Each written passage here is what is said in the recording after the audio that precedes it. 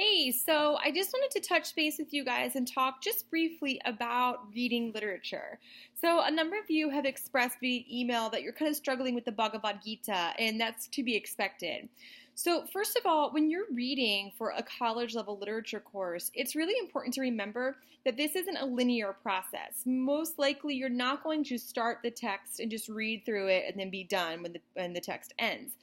It's not a linear process. It's not even really circular. It's kind of like all over the place, right? You're studying the text. That means you might stop and reread and go back and connect ideas and then go back a few more pages and reread those and come back to the next, right?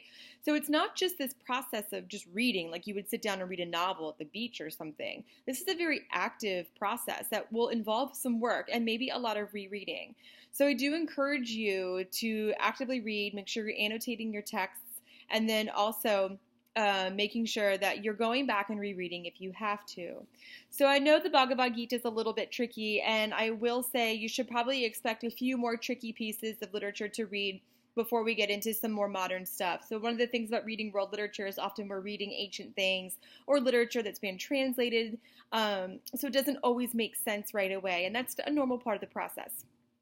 So don't get frustrated. If you have questions, please ask again. Use the internet. Allow it to guide you along the way. There's a ton of great and also really bad information out there.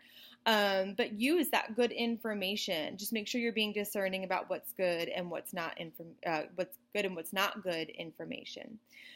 So, as I mentioned in a previous video, you have a few things due this week. So make sure you're keeping up with that. If you're having any trouble understanding the reading, please let me know, and we can have a one-on-one dialogue about the readings too. We can talk via email, we can talk via Skype, whatever works for you. So I'll be in touch tomorrow or Friday with the rest of the readings for the course. In the meantime, just make sure you're keeping up with your assignments, and we'll talk soon. Thanks. Bye.